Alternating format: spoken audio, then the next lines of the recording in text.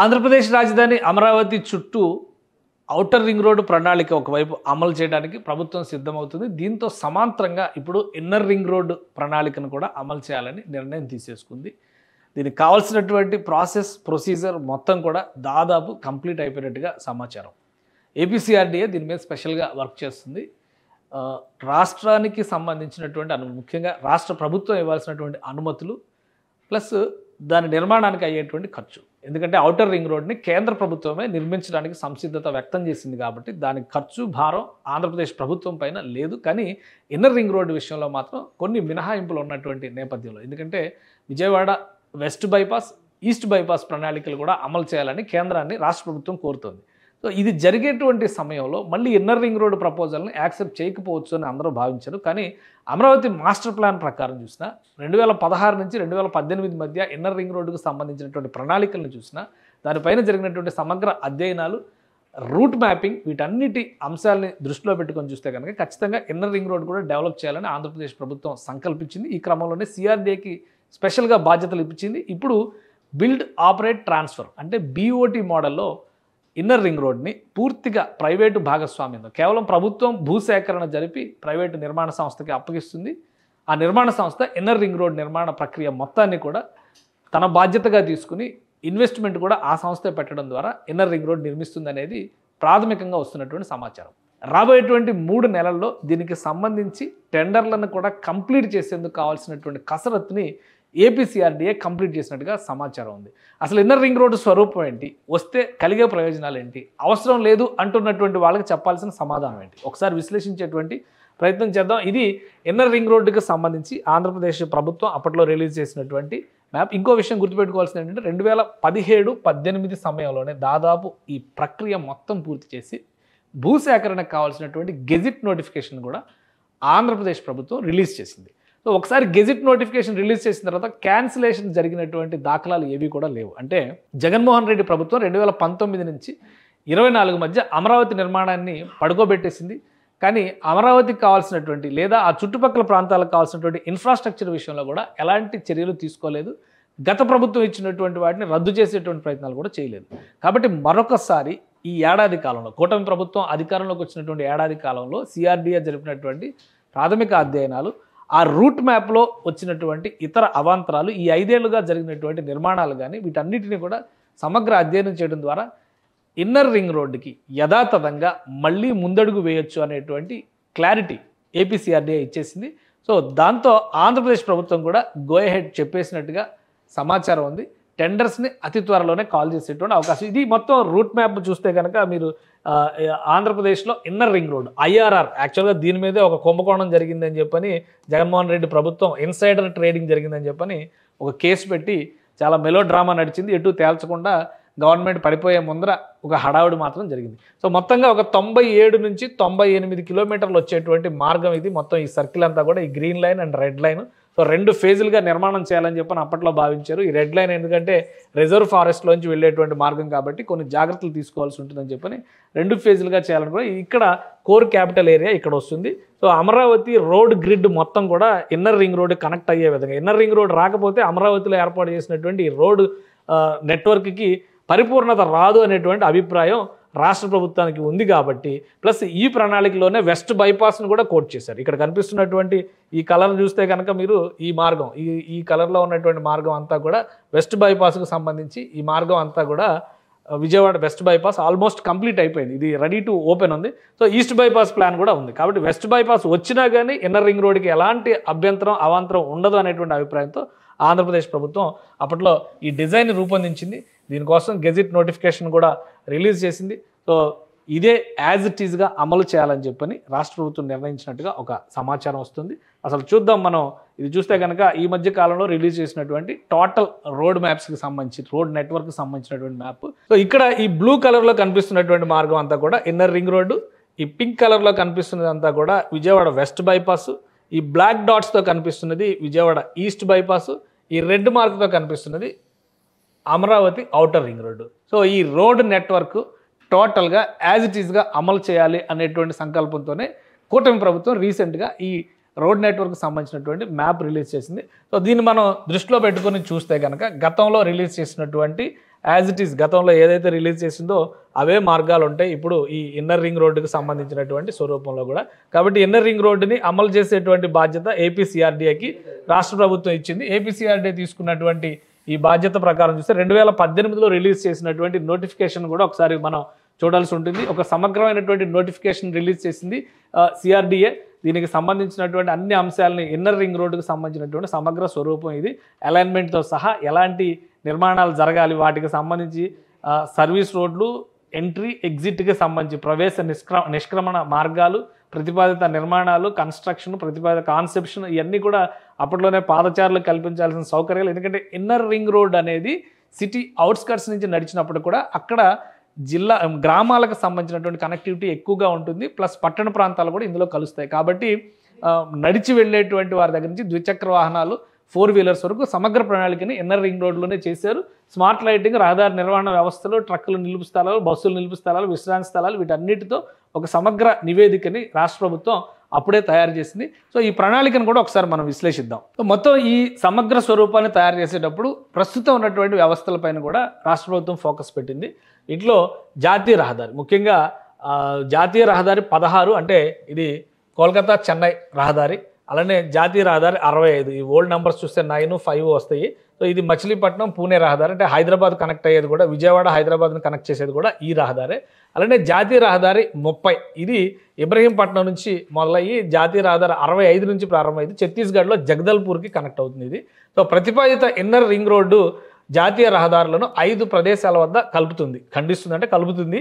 So జాతీయ రహదారి 16, 65లను 2 సార్లు, మరియు జాతీయ రహదారి 30, జాతీయ రహదారి 65 కూడల నుంచి ఇబ్రహీంపట్నం మీదుగా వెళ్తుంది. సో అది ప్లానింగ్. అలానే అంతర్వలయ రహదారి అంటే ఇన్నర్ రింగ్ రోడ్ రాజధాని అమరావతికి అనుసంధానించిన రహదారి ప్రణాళిక కృష్ణా మరియు గుంటూరు జిల్లా, అంటే ఇది ఉమ్మడి కృష్ణా ఉమ్మడి గుంటూరు జిల్లాలో. అప్పటికి రాష్ట్ర విభజన జిల్లాల విభజన జరగలేదు కాబట్టి అప్పటికి 2 జిల్లాలుగానే ప్రతిపాదించారు. ఇప్పుడు అది 4 జిల్లాలు అవుతుంది. మొత్తంగా చూస్తే 5 జిల్లాలు అవుతుంది. ఎందుకంటే ఒకవైపు బాపట్ల జిల్లా కూడా వస్తుంది, బట్ దీనిలో మాత్రం 4 జిల్లాలే కలుస్తుంది.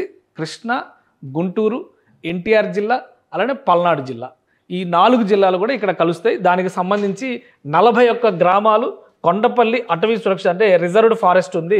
సో అందులో కూడా కొంత భూభాగాన్ని ఇన్నర్ రింగ్ రోడ్ కోసం సేకరించాల్సినటువంటి అవసరం ఉందని చెప్పని రాష్ట్ర ప్రభుత్వం అప్పట్లోనే ఈ ఐఆర్ఆర్కి సంబంధించినటువంటి ప్రాతిపదికని యాక్సెప్ట్ చేసింది. ఇది ఐఆర్ఆర్కి సంబంధించినటువంటి గ్రామాలు ఏమేమి వస్తాయి అనేటువంటి లిస్టు మనం చూస్తే కనుక గుంటూరు జిల్లాలో ఉన్నటువంటి గ్రామాలు అనంతవరం, చినకాకాని, చినవడ్లపూడి, ఎండ్రాయి, హరిశ్చంద్రపురం, కంతేరు, కర్లపూడి, కాజా, మోతడక, నూతక్కి, పెదపరిమి, పెదవడ్లపూడి, రామచంద్రపురం, తాడికొండ, తుమ్మపూడి, వడ్డమాను, వైకుంఠపురం. సో ఇది ఓల్డ్ ప్లాన్ యాజ్ ఇట్ ఈస్గా ఇంప్లిమెంట్ చేయబోతున్నారు. వైకుంఠపురం వరకు కూడా ఈ 17 ప్రాంతాలు కూడా గుంటూరు జిల్లా, ఉమ్మడి గుంటూరు జిల్లా పరిధిలోకి వచ్చేటువంటి ప్రాంతాలు. అలానే ఉమ్మడి కృష్ణా జిల్లా పరిధిలోకి వచ్చేవి చోడవరం, దాములూరు, దోనే ఆత్కూరు, అలానే గంగూరు, ఇబ్రహీంపట్నం, జూపూడి, కవులూరు, కేతనకొండ, కొండపల్లి, కొత్తూరు, కొటికలపూడి, నవిపోతవరం, నిడమానూరు, నున్న, పాతపాడు, పెనమలూరు, పోరంకి, రామచంద్రపురం, సవరిగూడెం, తాడేపల్లి, త్రిలోచనాపురం, వెదురుపావులూరు, వెలగలేరు, జామి మాచివరం, కొండపల్లి అటవీ సురక్షిత ప్రాంతం. సో ఈ ప్రాంతాల్లో భూసేకరణకి సంబంధించినటువంటి అన్ని ప్రాసెస్లు కూడా కంప్లీట్ చేసి రెడీగా పెట్టింది.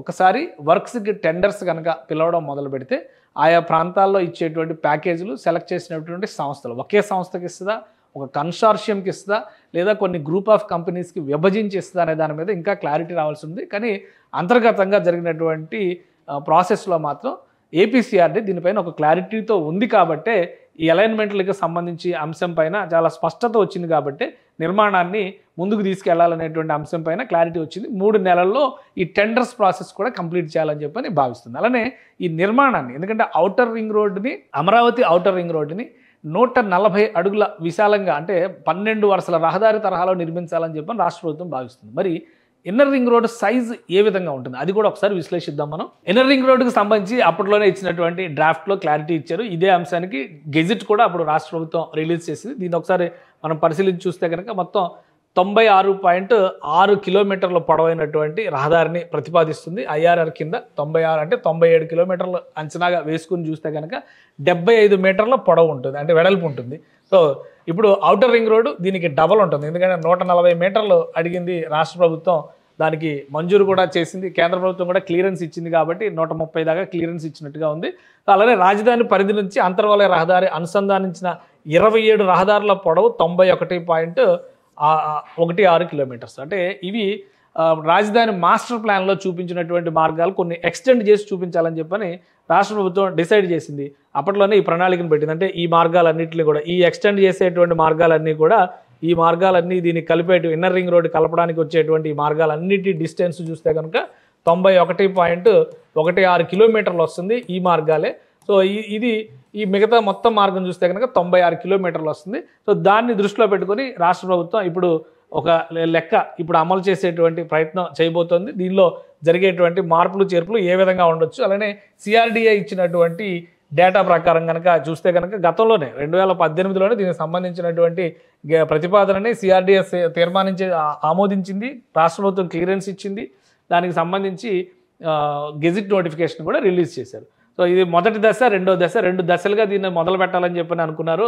మొదటి దశలో చూస్తే కనుక జాతీయ రహదారి 65 అంటే హైదరాబాద్ జాతీయ రహదారి నుంచి మొదలుపెట్టి 16వ బైపాస్ వరకు 16వ జాతీయ రహదారి బైపాస్ వరకు చిన్నకాకాని మీదుగా 68 కిలోమీటర్ల స్ట్రెచ్ ఒకటి 68 కిలోమీటర్లు ఉంటుంది. అంటే ఆ గ్రీన్ లైన్ కనిపిస్తుంది కదా ఇందాక చూసిన దానిలో మనం మొత్తం 68 కిలోమీటర్లు ఒకే దశ కింద చేయాలి. రెండో దశ చూస్తే కనుక 28 కిలోమీటర్లు వస్తుంది. ఇది జాతీయ రహదారి సేమ్ వెదురుపావులూరు నుంచి మొదలుపెట్టి కొండపల్లి మీదుగా, అంటే ఇక్కడ అంతా కూడా ఫారెస్ట్ వస్తుంది కాబట్టి ఆ ఫారెస్ట్లోంచి జరిగేది ఒక 28 కిలోమీటర్ల స్ట్రెచ్ విడిగా చేయాలని చెప్పని రాష్ట్ర ప్రభుత్వం భావించింది.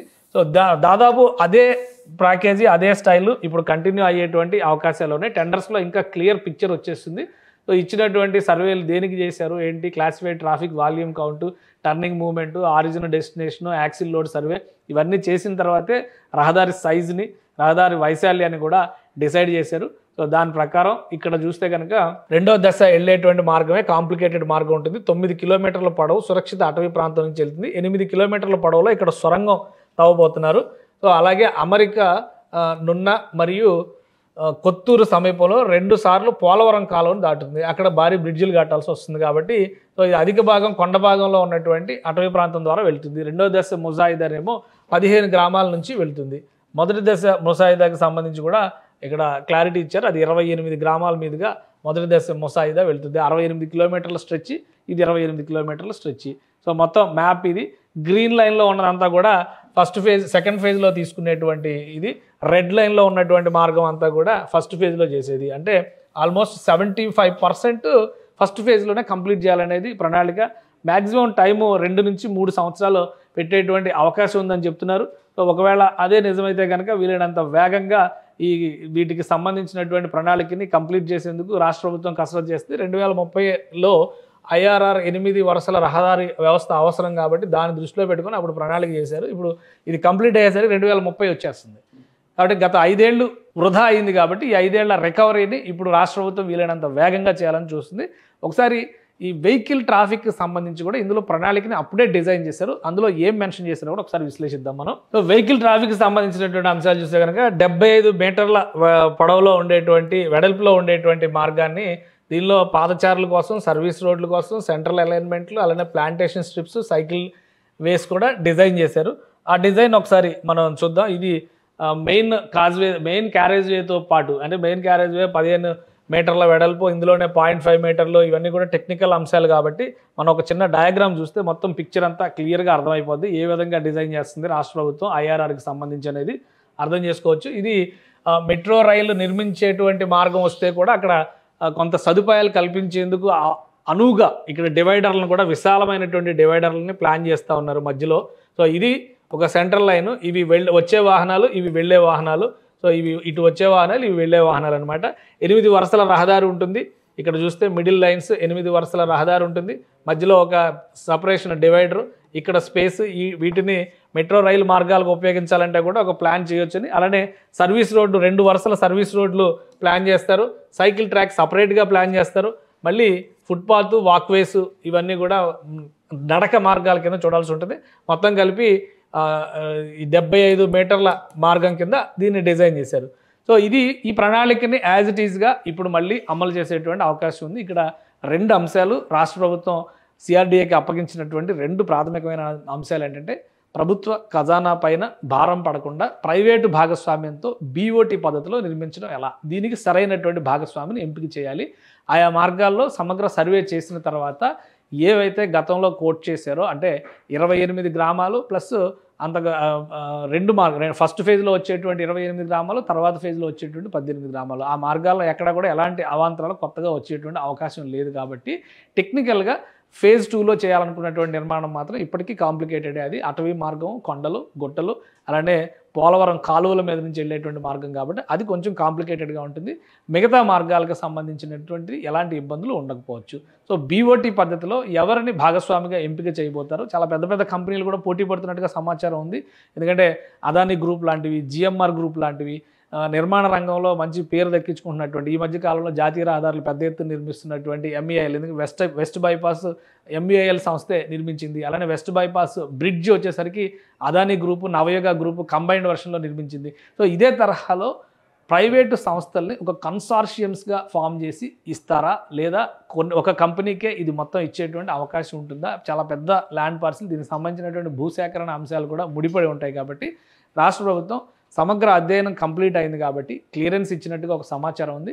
3 నెలల్లో టెండర్స్ ప్రాసెస్ కంప్లీట్ చేయడానికి ఏపీసీఆర్డీఏ పావులు కదుపుతోంది.